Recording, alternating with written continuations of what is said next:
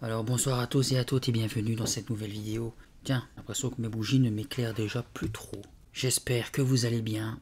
Ce soir nous allons recommencer Dangereuse Photo, le tome 3 de Chair de Poule, hein, un remaster. Je vais essayer de carburer pour pas trop traîner. Je dis sur quoi ça, mais bon. Vous me connaissez à force. J'ai pas mal de choses à chaque fois à faire. Ah, j'ai complètement oublié, je voulais vous montrer mon petit bébé qui était malade et qui maintenant va beaucoup mieux. Tant pis, ça sera pour la prochaine. Là, il est en train de dormir dans son petit panier, donc j'ai pas voulu le réveiller. Et en plus, j'ai complètement oublié. Prochaine fois, j'essaierai d'y penser. Comme je vous l'avais déjà dit, je suis en train de gagner du temps et je suis en train de faire déjà les histoires complètes des autres tomes que je n'aurai pas à relire. Je dois vous avouer que je suis dégoûté quand même. J'aime pas la manière que je lisais déjà aussi à ce moment-là. Même quand j'avais entre guillemets trouvé ma voie sur le fait que je mettais des bruits de fond et tout ça, à partir je crois des fantômes de la plage, j'aimais pas trop. Hein. Je vais pas dire que c'est nul ce que je vous proposais, mais je trouve que comparé à la dizaine, je pense, ou à 10 ou 15 derniers tomes, dans les tomes 30 et quelques et 40, à partir de la trentaine, des tomes 30 et quelques jusque là où on s'était laissé, là ça allait, mais avant ça, je me réécoute, parce que je suis obligé vu que je suis en train de condenser justement en faisant des lectures complètes. Pour moi, j'aime pas du tout parce que je lis vite, comparé aux lectures que je fais maintenant et que j'avais fait avant aussi, les tomes de 30 à 40 jusqu'à ce qu'on était, je lisais vite, je mets pas trop de temps d'arrêt entre les personnages quand ils se parlent entre eux. Et vous aviez raison, quand le bruit de fond de cheminée, de feu de camp, oh, je mets mon casque, la vache les pètes du feu, ça m'explosait les tympans, donc je peux comprendre que vous me disiez que des fois ça vous réveillait. Moi je suis là, je parle calme, posé, et d'un coup, paf, le feu éclate dans l'oreille. Bon, remaster de Dangereuse Photo. J'espère que vous allez aimer ou re-aimer cette lecture. Installez-vous confortablement. Je vous souhaite une bonne écoute. La barbe. Il ne se passe jamais rien dans ce patelin, bougonna Michael Warner, les mains enfoncées dans les poches de son short en jean effrangé. Ça tu peux le dire, renchérit Alex Banks. Sainte Esther, c'est le désert. Arthur Norman et Sarah Walker approuvèrent d'un hochement de tête. Sainte Esther, c'est le désert. Tel était le slogan qu'Alex et ses trois amis avaient inventé pour leur ville. Pas très flatteur. En fait, Sainte-Esther ressemblait à beaucoup d'autres villes de province, avec ses rues paisibles bordées de pelouses ombragées et de maisons confortables. Mais ce calme n'était pas du goût des quatre amis. Par ce beau dimanche après-midi d'automne, ils s'ennuyaient ferme. Qu'est-ce qu'ils pourraient bien trouver pour s'amuser? Et si on allait chez Monsieur Grover, proposa Arthur. Il a peut-être reçu de nouvelles BD. Et l'oiseau, je te signale que nous n'avons pas d'argent, objecta Alex. Tout le monde appelait Arthur l'oiseau, en raison de sa ressemblance avec une cigogne ou un héron. Il avait des jambes interminables, maigres et anguleuses. Sous son épaisse chevelure sombre, toujours ébouriffée, ses petits yeux bruns encadraient un long nez pointu et recourbé en forme de bec. Arthur n'aimait pas beaucoup son surnom, mais il était bien obligé de s'y habituer. « On peut lire des BD sans les acheter » insista-t-il. « À condition que Grover nous fiche la paix » dit Sarah. Elle gonfla ses joues en imitant le ton pincé du libraire. « Vous êtes ici pour acheter ou pour faire l'inventaire » Tous les quatre se mirent à rire. Ils se connaissaient depuis longtemps. Alex et Sarah habitaient deux maisons voisines et leurs parents étaient amis. Arthur et Michael habitaient un peu plus loin dans le même quartier. « Et si on faisait une partie de baseball » proposa Michael.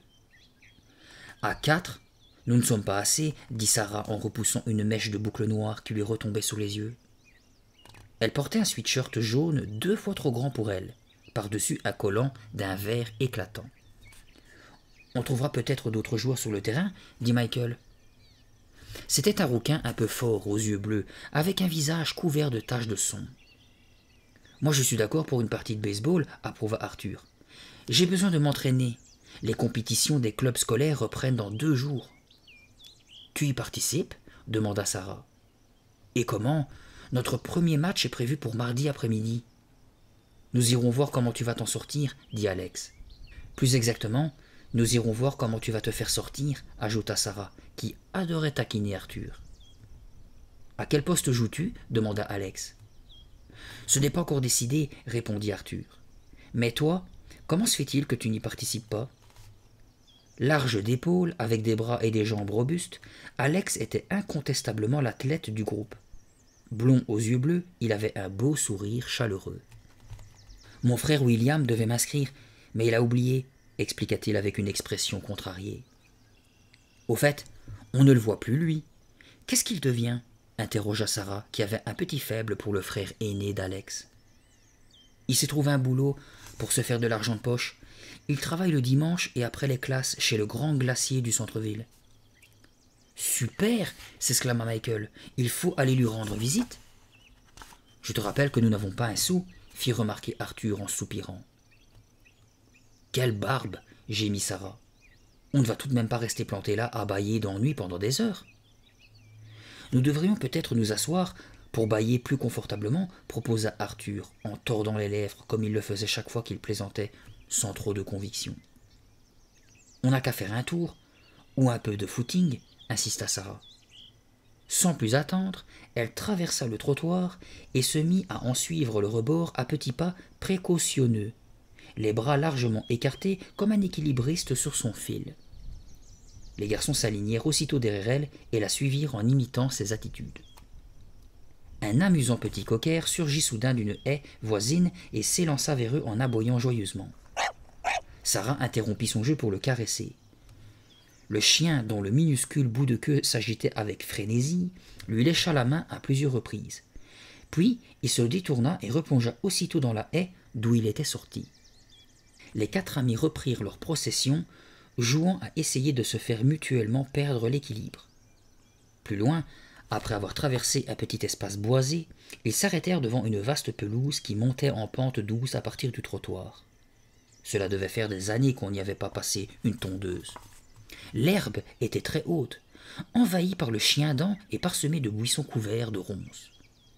Au sommet de ce terrain à l'abandon se dressait une grande maison délabrée, cachée en partie par les ombres d'énormes chênes. Tout indiquait qu'autrefois, ça avait dû être une splendide demeure. Elle s'élevait sur 2 étages. Elle avait un vaste porche en façade et un long toit pentu encadrait de hautes cheminées. Mais il était évident que plus personne ne s'en occupait depuis longtemps. Des volets, à demi arrachés, pendaient aux fenêtres. Les vitres étaient brisées ou couvertes de poussière, et bon nombre de tuiles manquaient à la toiture. À Saint-Esther, tout le monde savait que c'était la maison Kaufmann. On pouvait d'ailleurs lire ce nom sur la boîte aux lettres rouillée qui était fixée à un poteau devant l'entrée. Cette maison était abandonnée depuis des années. Alex et ses amis l'avaient toujours connue dans cet état. Et bien des histoires inquiétantes couraient à son sujet. Des histoires de fantômes, de crimes mystérieux, de phénomènes inexplicables. Rien de tout cela n'était sans doute vrai. « J'ai une idée !» lança soudain Michael, le regard levé vers la maison. « Une idée géniale pour occuper notre après-midi. »« Et... c'est quoi ton idée ?» demanda Alex avec méfiance. « On va explorer la maison Kaufmann, répondit-il en s'engageant dans l'allée qui traversait les hautes herbes. « Tu es fou !» s'exclama Alex, qui se précipita pour le retenir. « Mais non, allez, on y va !» insista Michael. « On voulait de l'aventure, non ? Eh bien, partons découvrir les secrets de cette maison. » Alex hésitait en observant l'inquiétante bâtisse, saisi d'un mauvais pressentiment. Soudain, alors qu'il s'apprêtait à répondre, une forme sombre jaillit des hautes herbes et bondit sur lui. Alex se jeta en arrière, trébucha et s'étala dans l'herbe en criant. Il entendit alors les autres éclater de rire. « C'est cet idiot de cocker !» s'exclama Sarah. « Il nous a suivis. »« À la niche !» lança Arthur d'un ton autoritaire. « Allez, oust !» Le chien s'éloigna en trottinant, puis s'arrêta et fit demi-tour pour observer le petit groupe en agitant la queue. Vexé d'avoir eu peur pour si peu, Alex se remit debout en s'attendant à subir les moqueries de ses amis. Mais ceux-ci lui tournaient déjà le dos et observaient la vieille bâtisse avec intérêt. « Ouais, Michael a raison, » dit Arthur en hochant la tête. « Allons voir à quoi ça ressemble là-dedans. »« Pas question, bougonna Alex. Cette maison a quelque chose de louche. Vous ne trouvez pas? Et alors, lui lança Sarah d'un air de défi. Tu as la trouille? Non. Mais il me semble que nous ferions mieux de ne pas y aller. Cette vieille baraque me donne l'impression... On dirait surtout qu'elle te donne la chair de poule, se moqua Michael. La chair de poule, reprit Arthur, qui se mit à glousser et à caqueter en repliant les bras, les poings sous les aisselles pour imiter des battements d'ailes. Avec ses petits yeux et son long nez pointu, c'était très réussi. Il avait vraiment l'air d'une poule. C'était tellement irrésistible qu'Alex lui-même ne put s'empêcher de rire, et la discussion s'arrêta là. Les 4 amis s'avancèrent jusqu'au pied des marches en béton qui menaient au porche d'entrée. « Regardez » dit Sarah. « Il manque un carreau à la fenêtre qui est contre la porte. On peut y passer un bras pour ouvrir de l'intérieur. »« Pas bête » approuva Michael avec enthousiasme. « Vous y tenez vraiment » ne put s'empêcher de demander Alex. « Et l'araignée, vous y avez pensé au moins ?» L'araignée était un homme d'une 60aine d'années à l'aspect inquiétant, que l'on voyait rôder un peu partout en ville. Entièrement vêtu de noir, il avait des membres immenses, très maigres, qui le faisaient ressembler à une araignée, d'où son surnom. D'autant que personne ne savait comment il s'appelait en réalité. D'ailleurs, on ignorait tout de lui. On ne savait même pas où il habitait. Mais, comme on le rencontrait souvent près de la maison Kaufmann, la rumeur courait qu'il y avait sans doute élu domicile. « Je ne suis pas sûr qu'il apprécie les visites, » reprit Alex en désespoir de cause. Mais Sarah était déjà collée à la fenêtre au carreau cassé. Elle tendit le bras à l'intérieur et tâtonna un instant. Puis, elle sentit sous ses doigts le contact froid d'un loquet métallique. Elle le fit basculer, la lourde porte en bois s'entrebâilla en grinçant. L'un après l'autre, ils entrèrent. Alex en dernier. Il faisait sombre. Seuls quelques minces rayons lumineux formaient, ici et là, des taches claires sur le sol. Les lames de parquet grinçaient sinistrement sous les pas des enfants quand ils arrivèrent devant la porte ouverte du salon. La pièce était vide, à l'exception de quelques gros cartons d'emballage étalés par terre au pied d'un mur. « Le mobilier de l'araignée » se demanda Alex. Un tapis était marqué en son centre par une grande tache sombre, de forme ovale. Alex et Arthur l'aperçurent en même temps et s'immobilisèrent sur le seuil. « Tu crois que c'est du sang » interrogea Arthur, ses petits yeux brillants d'excitation. Alex sentit un frisson glacé lui parcourir la nuque. « J'espère que c'est plutôt du ketchup » répondit-il. Arthur se mit à rire et lui envoya une grande claque dans le dos. Sarah et Michael étaient partis explorer la cuisine. Quand Alex vint les rejoindre, ils avaient les yeux fixés sur le comptoir poussiéreux qui prolongeait l'évier. Il découvrit aussitôt ce qui retenait leur attention. 2 souris dodues qui les observaient sans bouger. « Elles sont mignonnes, » dit Sarah. « On dirait des souris de dessin animé. » Le son de sa voix fit déguerpir les petites bêtes, qui disparurent derrière l'évier. « Elles sont grosses pour des souris, » dit Michael en tordant la bouche d'un air dégoûté. « Je crois plutôt que ce sont des rats. »« Les rats ont une longue queue, pas les souris, » lui fit remarquer Alex. « Méfiez-vous, elles doivent avoir faim, ces bestioles, » lança Arthur, qu'ils entendirent ensuite s'éloigner dans le hall d'entrée. Sarah s'approcha de l'évier pour ouvrir un placard mural qui le surplombait. Il était vide. « L'araignée ne doit jamais se servir de la cuisine, dit-elle. »« Allons bon, et moi qui croyais qu'il passait son temps à se préparer de bons petits plats, » plaisanta Alex. Ils passèrent dans une pièce qui avait dû être la salle à manger.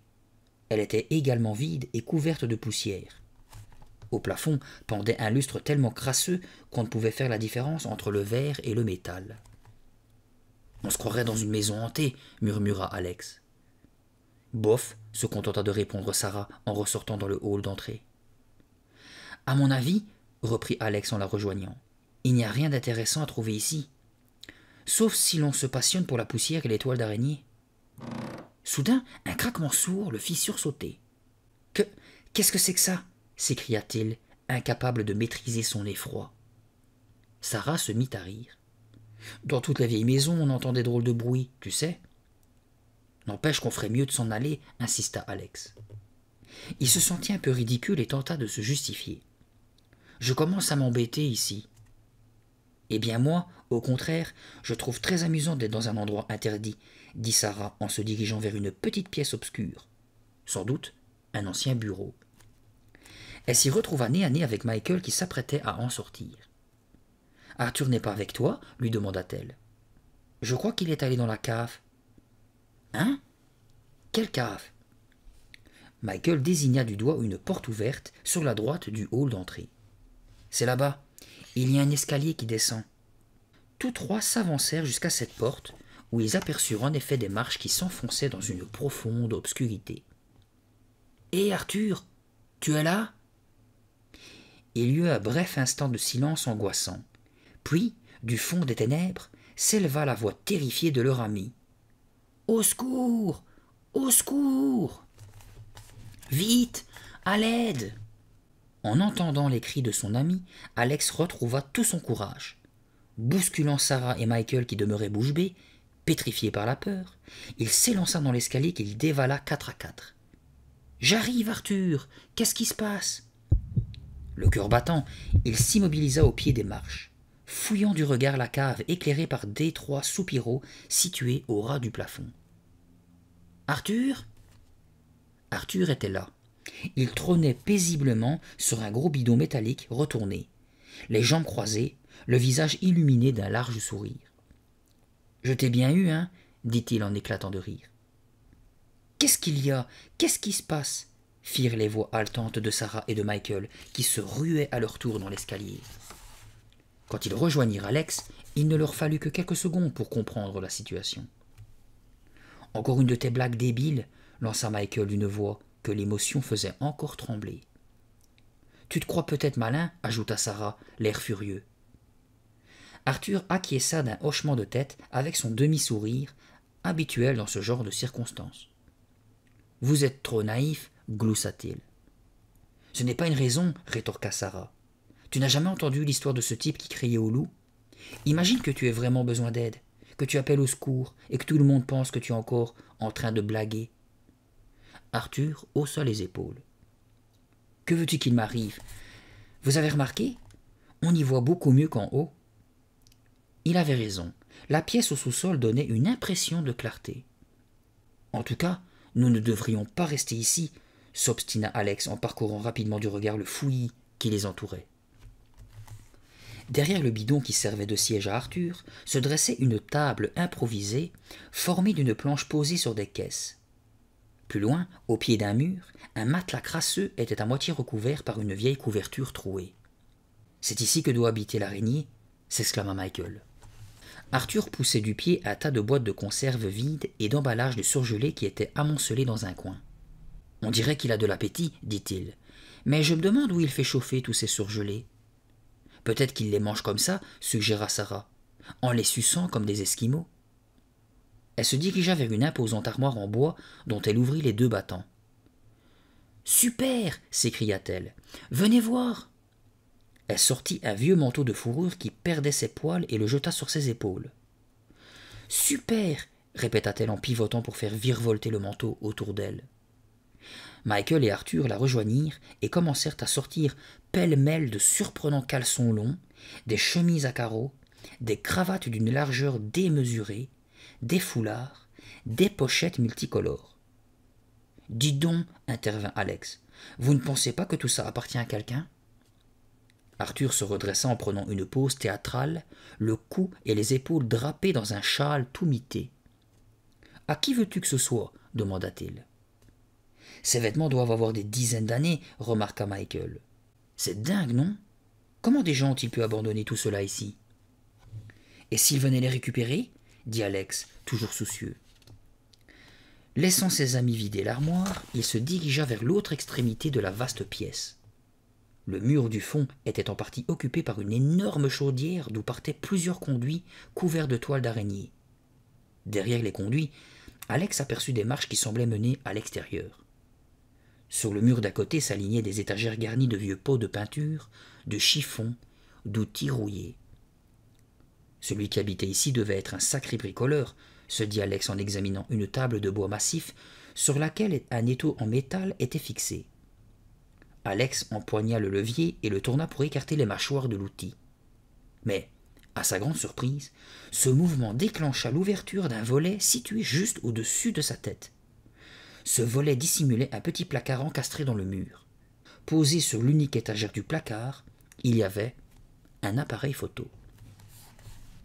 Alex resta un long moment immobile, les yeux fixés sur l'appareil.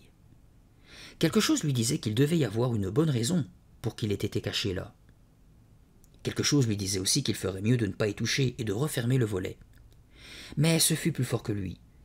Il avança une main dans le placard et s'empara de l'appareil. À peine l'avait-il fait que le volet se refermait avec un claquement sec. Bizarre, pensa Alex. Et quel drôle d'endroit pour ranger un appareil photo. Pourquoi l'a-t-on laissé là? S'il a suffisamment de valeur pour être enfermé dans un placard secret, pourquoi ne l'a-t-on pas emporté? Il examina l'appareil avec attention.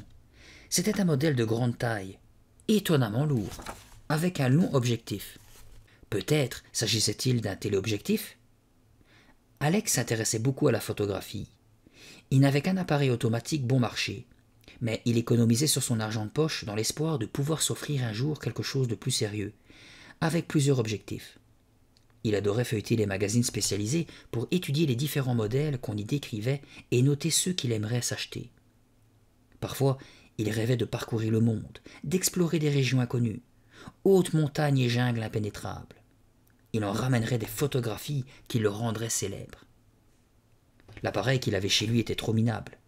C'est pourquoi tous ces clichés manquaient de netteté, et les gens qu'il photographiait avaient des petites taches rouges dans les yeux. Alex se demanda si sa trouvaille valait quelque chose. Il approcha l'appareil de son visage et regarda par le viseur. De l'autre côté de la pièce, Michael se tenait debout sur les marches de l'escalier, une grande écharpe jaune vif autour du cou, la tête coiffée d'un superbe chapeau haut de forme. « Ne bouge pas, Michael !» lança Alex en s'approchant, l'œil toujours collé au viseur. « Où est-ce que t'as trouvé ça ?» s'étonna Arthur. « Il y a un film dedans ?» demanda Michael. « Aucune idée, » répondit Alex. « On verra bien. » S'adossant à la rampe, Michael prit une pose qui se voulait le comble de l'élégance. Alex cadra soigneusement et tâtonna un instant avant de sentir sous son doigt le bouton du déclencheur. « Prêt ? Allons, un petit sourire. »« Le petit oiseau va sortir ?» dit Michael en faisant une grimace. « Très drôle, » rétorqua Arthur. Alex appuya sur le petit levier du déclencheur. Il y eut un déclic et un flash. Puis l'appareil émit un léger bourdonnement électronique et une fente s'ouvrit à sa base. Un rectangle de pellicule opaque en sortit. « Hé, dis donc !» s'exclama Alex. « C'est un appareil à développement automatique. » Il tira sur la pellicule pour la sortir complètement du boîtier et l'examina. « Regardez, dit-il, l'image est en train d'apparaître. »« Fais-moi voir, dit Michael en prenant appui de tout son poids sur la rampe pour sauter au bas des marches. Il y eut un craquement sinistre. La rampe venait de se briser et Michael bascula en battant l'air de ses bras pour tenter de se rattraper à quelque chose. « Non !» hurla-t-il en tombant lourdement sur le sol bétonné. Étendu de tout son long sur le dos, il resta immobile un bref instant. Puis il fit un mouvement pour se lever, mais poussa aussitôt un cri. « Ma cheville ! Oh là là ! Ma cheville !» Sans lâcher l'appareil photo, Alex se précipita vers lui en même temps que Sarah et Arthur. « Attends, on va t'aider, » dit Sarah en se penchant sur Michael qui grimaçait de douleur. C'est alors qu'un bruit se fit entendre au-dessus d'eux. Des pas. Il y avait quelqu'un au rez-de-chaussée. Quelqu'un était entré dans la maison. Ils allaient se faire prendre, comme dans un piège. Les bruits de pas se rapprochaient de plus en plus. Les quatre amis se regardèrent, angoissés. « Il faut absolument sortir d'ici, » chuchota Sarah. « Ne me laissez pas, » protesta Michael en se redressant pour s'asseoir. « Il faut te lever, » lui dit Arthur. « Vite !»« Mais je ne peux pas poser le pied par terre. »« On va t'aider, » dit Sarah en se tournant vers Arthur. « Prends-le par un bras, je le prends par l'autre. » Arthur hocha la tête et passa l'un des bras de Michael autour de ses épaules. Sarah fit de même de l'autre côté. « Allons-y, » chuchota-t-elle. « Mais par où sortir ?» demanda Arthur d'une voix inquiète. Au-dessus de leur tête, les pas se faisaient de plus en plus proches. Il y a un autre escalier derrière la chaudière, dit Alex en désignant du doigt le fond de la pièce. Tu crois qu'il conduit dehors demanda Michael, que sa cheville douloureuse faisait grimacer. J'espère que oui, dit Alex. Il passa devant pour leur montrer le chemin, en ajoutant « J'espère surtout que la porte n'est pas condamnée. »« Manquerait plus que ça, grogna Arthur. Ce serait trop bête, haleta Sarah, qui ployait sous le poids de Michael. Celui-ci avançait en sautillant sur une jambe, encadré par ses deux amis. Ils arrivèrent ainsi à l'escalier et constatèrent qu'il menait à une double porte située au rez-de-chaussée. « Je ne vois pas de verrou, constata Alex. « Hé, qui est là ?» appela une grosse voix d'homme. « C'est l'araignée !» balbutia Michael. « Dépêche-toi !» lança Sarah à Alex qui montait l'escalier devant elle. « Vite !» Alex posa l'appareil photo par terre et saisit à deux mains les poignées de la double porte. « Qui est là, bon sang ?» Cette fois, la voix paraissait toute proche. « La porte a l'air d'être fermée de l'extérieur, » chuchota Alex avec consternation. « Eh bien, enfonce-la, mon vieux, » dit Arthur d'un ton pressant. Alex s'arc-bouta contre les panneaux de bois, prit une profonde inspiration et poussa de toutes ses forces. Rien ne bougea. « Nous sommes fichus, » gémit-il. « Essaye encore, » dit Arthur. « Peut-être qu'elle est seulement coincée. » Il se libéra du bras de Michael en ajoutant « Attends, je vais t'aider. » Alex s'écarta pour qu'Arthur puisse se mettre en place à côté de lui. « Prêt ?» demanda-t-il. « 1, 2, 3 » Les deux garçons pesèrent de toute leur force sur les lourds battants de bois. Brusquement, la double porte s'ouvrit à la volée. « Bravo !» s'exclama Sarah. « Vite, on fiche le camp !» Alex récupéra l'appareil photo et s'empressa de sortir. La porte donnait sur l'arrière de la maison. Le jardin avait l'air tout aussi abandonné que celui de devant. Le sol était envahi de mauvaises herbes touffues et un vieux chêne, qui avait dû être malmené par un orage, laissait pendre une énorme branche à demi arrachée. Arthur et Sarah réussirent tant bien que mal à faire monter les dernières marches à Michael et à l'emmener dehors. « Tu peux marcher ?» lui demanda Arthur. « Essaye voir. » Sans cesser de s'appuyer sur ses deux amis, Michael avança prudemment son pied jusqu'au sol. Il le souleva aussitôt, puis le reposa, un peu plus fermement cette fois. « Eh, mais j'ai l'impression que ça va mieux, » dit-il, l'air étonné. « Alors allons-y, » l'encouragea Arthur. Ils se précipitèrent jusqu'à la haie broussailleuse qui bordait la propriété. Michael réussit à se débrouiller seul en clopinant de façon à s'appuyer le moins possible sur sa cheville blessée. Ils suivirent ensuite la haie pour contourner la maison et gagner l'allée par laquelle ils étaient arrivés. « Ouf !» souffla Arthur lorsqu'ils atteignirent la rue. « On a réussi ! Mais c'était juste !» Alex s'arrêta au bord du trottoir et se retourna vers la maison. « Regardez !» s'écria-t-il en tendant le bras. Une sombre silhouette se tenait derrière l'une des fenêtres, les deux mains appuyées contre les vitres. « L'araignée !» s'exclama Sarah. « Il nous observe !» balbutia Michael. « Fichons le camp !» dit Alex en frissonnant. Ils parcoururent d'une seule traite la distance qui les séparait de la maison de Michael. « Comment ça va, ta cheville ?» demanda Alex. « Mieux, répondit Michael. J'ai beaucoup moins mal. »« Tu aurais pu te tuer, » dit Arthur en soulevant un pan de son t-shirt pour essuyer son front en sueur. « Heureusement que tu es bien rembourré. »« Merci de me le rappeler, » dit Michael d'un ton sec. « Quand je pense qu'on se plaignait de manquer d'aventure, » déclara Sarah en se laissant tomber dans l'herbe au pied d'un arbre. « On a été servi. »« Ce type, l'araignée, je le trouve vraiment inquiétant, » dit Arthur en hochant la tête. « Vous avez vu comment il nous regardait ?» demanda Michael. « Et cette manie de s'habiller tout en noir. On dirait un zombie. »« En tout cas, il nous a bien vus, et il pourra nous reconnaître, » dit Alex. « On a intérêt à ne plus traîner par là-bas. »« Et pourquoi ?» demanda Michael. « Il n'est pas chez lui. C'est seulement une maison où il dort. On pourrait le signaler à la police. »« Et s'il est cinglé, ou quelque chose comme ça ? Tu te rends compte de ce qu'il serait capable de faire ?» répliqua Alex. « À mon avis, il ne fera rien du tout, » intervint Sarah. « Ce type ne tient sans doute pas à avoir d'ennui. Il veut seulement qu'on lui fiche la paix. »« Ouais, tu as raison, » approuva Michael. « Il n'a pas envie qu'on vienne fouiller dans ses affaires. C'est pour ça qu'il avait l'air furieux. Michael était assis dans l'herbe et se massait la cheville tout en parlant.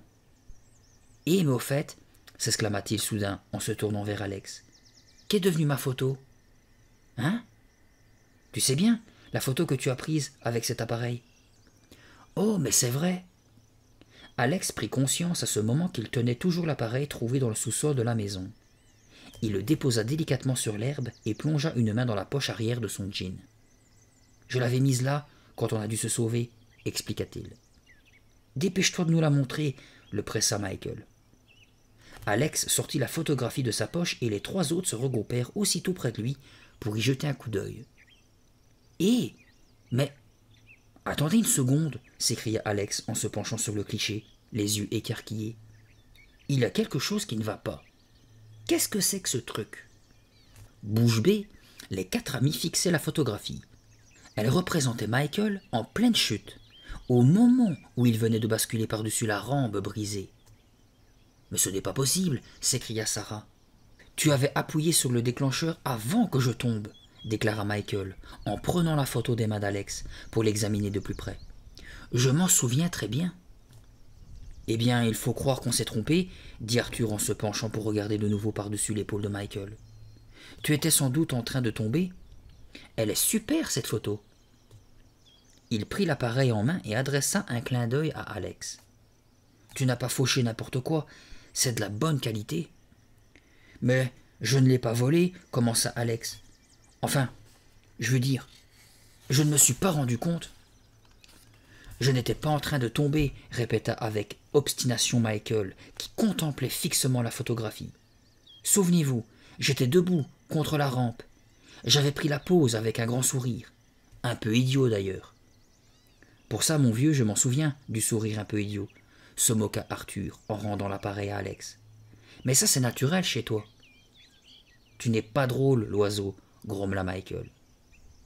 C'est vraiment bizarre cette histoire, dit pensivement Alex. Il jeta un coup d'œil à sa montre et sursauta. Hé, il faut que je rentre en vitesse. Alex avait promis à sa mère de revenir tôt pour l'aider à passer l'aspirateur avant le dîner. Et voilà que maintenant il était en retard. Il dit au revoir aux autres et s'éloigna en courant. Le soleil de cette fin d'après-midi commençait à se coucher derrière les arbres en projetant leur longue ombre sur la chaussée. Alex n'arrêta sa course que quelques mètres avant d'arriver à sa maison. « Tiens, à qui peut être cette voiture qui stationne devant l'allée ?» se demanda-t-il en s'approchant d'elle. C'était un grand break bleu marine, flambant neuf. « La nouvelle voiture !» comprit-il soudain. « Papa devait aller la chercher aujourd'hui. » Alex s'arrêta pour la contempler. L'étiquette du vendeur était encore collée sur l'une des vitres. Il ouvrit la portière du conducteur et se pencha pour regarder à l'intérieur. Cette voiture avait une odeur particulière, une odeur très agréable. Les sièges sentaient bon le plastique neuf. Il referma la portière d'une seule poussée en appréciant le vigoureux bruit métallique que cela fit. Vraiment superbe. Il leva l'appareil photo à hauteur de ses yeux et recula de quelques pas dans l'allée. Il faut absolument que l'on garde un souvenir de cette voiture quand elle était encore neuve, se dit-il. Il recula encore un peu jusqu'à ce que la silhouette du break fût entièrement cadrée dans le viseur. Alors, il appuya sur le déclencheur. Comme la fois précédente, il y eut un déclic accompagné d'un flash. Puis l'appareil émit son léger bourdonnement électronique et le bout d'une pellicule encore opaque fit son apparition. Alex se précipita aussitôt vers l'entrée de la maison. « Je suis là, maman !» cria-t-il dès qu'il fut à l'intérieur. « J'arrive dans 1 minute. » Il se rua dans l'escalier en direction de sa chambre.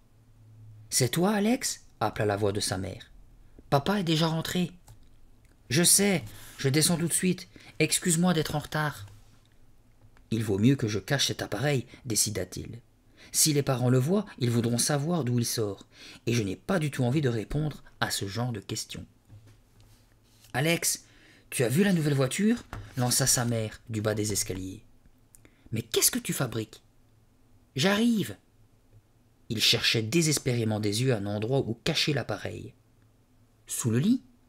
Non, sa mère le découvrirait en passant l'aspirateur. Alex se souvint alors du compartiment secret que constituait le coffrage du dossier de son lit. Il s'empressa d'y glisser l'appareil et se précipita vers la porte en se passant les mains dans les cheveux pour remettre en place quelques mèches ébouriffées. Il s'arrêta brusquement sur le seuil. La photo de la voiture. Qu'est-ce qu'il en avait fait? Il lui fallut plusieurs secondes pour se souvenir qu'il l'avait posée sur le lit. Curieux de savoir ce qu'elle pouvait donner, il revint sur ses pas pour la récupérer. Oh non! Les yeux écarquillés, il fixait le cliché avec stupeur. Qu'est-ce que c'est que ça? Il approcha la photographie de son visage pour l'examiner plus attentivement.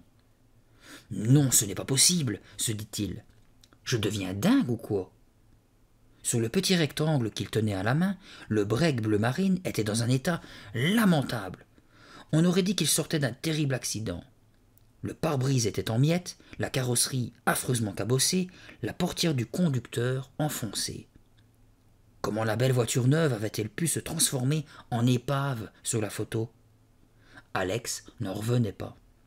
« Alex, où es-tu » appela sa mère. « Nous avons faim et tu nous fais attendre. »« Excusez-moi, » répondit-il sans pouvoir détacher son regard de l'incroyable image. « J'arrive. » Il jeta la photo dans le tiroir du haut de sa commode et se dirigea vers l'escalier. La vision de cette automobile toute déglinguée restait imprimée dans son esprit. Histoire d'en avoir le cœur net, il fit un détour par le salon pour jeter un coup d'œil par l'une des fenêtres qui donnaient sur le devant de la maison. Le break bleu marine brillait doucement dans la chaude lumière du soleil couchant. Il était en parfait état. Alex se dépêcha de gagner la salle à manger où son frère et ses parents étaient déjà à table. « Elle est superbe, la nouvelle voiture !» dit-il en s'efforçant de chasser l'image qui l'obsédait. Mais il ne pouvait s'empêcher de penser à ses tôles déformées, à ses vitres brisées. « Après le dîner, » annonça joyeusement le père d'Alex, « je vous propose de vous emmener tous faire un tour. »« Il est drôlement bon ton poulet, man, » dit William, le frère d'Alex, sans cesser de mastiquer. « Merci pour le compliment, » répliqua madame Banks d'un ton amusé. « Mais je te signale que c'est du veau, pas du poulet. » Alex et son père éclatèrent de rire. William devint tout rouge. « C'est que, » commença-t-il en cherchant ses mots, « c'est du veau tellement bon que, on dirait du poulet. »« Je me demande pourquoi je me donne tant de peine pour faire de la cuisine, » soupira madame Banks. Son mari jugea bon de passer à un autre sujet de conversation. « Comment ça se passe chez le glacier ?»« On a manqué de vanille cet après-midi, » raconta William. « Ça a fait toute une histoire. »« Je ne crois pas que je pourrais vous accompagner après le dîner, » dit Alex, qui fixait le contenu de son assiette auquel il avait à peine touché. « Pourquoi donc ?» demanda son père. « Eh bien... » Alex chercha désespérément une bonne raison, mais il avait l'impression que son esprit tournait à vide. Impossible de leur dire la vérité. Impossible de leur raconter qu'il avait pris une photo de Michael avant sa chute, mais que cette photo le montrait pendant sa chute. Et que, maintenant, il avait photographié la nouvelle voiture et sous le cliché, elle était transformée en épave. Alex n'y comprenait absolument rien. Il se sentait envahi d'une terrible angoisse. C'était une sensation atroce. Il avait peur, très peur, sans même savoir de quoi. Mais il ne pouvait rien leur dire de tout cela. C'était trop absurde, complètement incroyable. « J'ai promis à Michael d'aller chez lui, » improvisa-t-il, en baissant les yeux. « Eh bien, tu n'as qu'à lui téléphoner pour dire que tu iras demain, » répliqua M. Banks. « Ce n'est pas un problème. »« Et puis, je ne me sens pas très bien, » insista Alex. « Qu'est-ce qui ne va pas ?» demanda aussitôt sa mère avec inquiétude. « Tu as de la fièvre? Je t'ai trouvé bien rouge quand tu es rentré. »« Non, je n'ai pas de fièvre, » répondit Alex, très embarrassé. « C'est seulement que je me sens un peu fatigué et je n'ai pas très faim. »« Je peux avoir ton poulet ? Je veux dire ton veau ?» demanda William. Sans attendre de réponse, il se pencha par-dessus la table et s'empara de l'assiette de son frère. « Une promenade ne peut que te faire du bien, » dit M. Banks en levant sur Alex un regard soupçonneux. « Tu prendras l'air, et si tu veux, tu pourras même t'allonger à l'arrière. »« Mais enfin, papa !» Alex n'alla pas plus loin. Il se sentait à bout d'arguments. Quant à essayer de les prévenir du danger qu'il pressentait, inutile d'y songer. Personne n'y croirait. « Tu viens avec nous, un point c'est tout, » déclara son père, qui continuait de le dévisager. « Tu attendais cette nouvelle voiture avec tellement d'impatience. Je ne comprends pas ce qui t'arrive. Moi non plus, je n'y comprends rien, se dit Alex. Pourquoi ai-je si peur d'aller faire un tour dans cette voiture? Uniquement parce que quelque chose ne tourne pas rond dans cet appareil photo? C'est idiot, conclut-il en s'efforçant de chasser de son esprit l'angoisse qui lui avait coupé l'appétit. D'accord, papa, dit-il avec un sourire contraint. Je vais venir. Ce break est vraiment agréable à conduire, dit M. Banks en accélérant pour s'engager sur le périphérique. Il a autant de souplesse qu'une petite voiture. Qu'est-ce qu'on a comme place, ajouta William, qui occupait la banquette arrière avec son frère. Madame Banks se retourna vers ses fils. Avez-vous bien bouclé vos ceintures? Oui, maman, tout va bien. Un camion les doubla en rugissant. Alex ne quittait pas la route des yeux. M. Banks sortit du périphérique pour s'engager sur l'autoroute presque déserte. Accélère à fond, pas, lança William, en se penchant vers l'avant. On va voir ce qu'elle a dans le ventre, cette voiture. M. Banks acquiesça d'un hochement de tête et appuya sur l'accélérateur. Même à 100 km/h, on ne sent pas la vitesse, dit-il avec satisfaction. Ralentis, intervint Madame Banks. Tu sais bien qu'ici, c'est limité à 90. Je fais un petit essai, se justifia son mari. Je veux vérifier que l'on a suffisamment de reprises. Alex jeta un coup d'œil au cadran du tableau de bord. Maintenant, l'aiguille oscillait autour de 110. Ralentis, voyons, insista Madame Banks. Tu te comportes comme un gamin. Son mari se mit à rire. Il doubla deux petites voitures qui roulaient sur la voie de droite. Les phares des véhicules qui venaient en sens inverse projetaient des traits lumineux dans la semi-obscurité de la nuit tombante. « Dis donc, Alex, je te trouve bien silencieux, dit Madame Banks. Ça va? Tout va bien, maman, répondit Alex. En fait, il n'était pas très rassuré. Son père roulait trop vite. Le compteur indiquait maintenant plus de 150. Qu'en dis-tu, Alex? Demanda M. Banks, qui lâcha le volant d'une main pour tâtonner sur le tableau de bord. Bon sang, où est la commande des phares? Super, répondit Alex en s'efforçant de prendre un ton enthousiaste. C'est une super voiture. Il ne pouvait pourtant s'empêcher d'éprouver une sourde angoisse. La photo de la voiture transformée en épave continuait de le hanter. Mais où est donc cette fichue commande des phares? S'emporta M. Banks. Elle doit bien être quelque part. Il cessa un instant de regarder devant lui pour jeter un coup d'œil au tableau de bord, et la voiture fit aussitôt un écart vers la gauche. « Papa » hurla Alex. « Attention au camion !»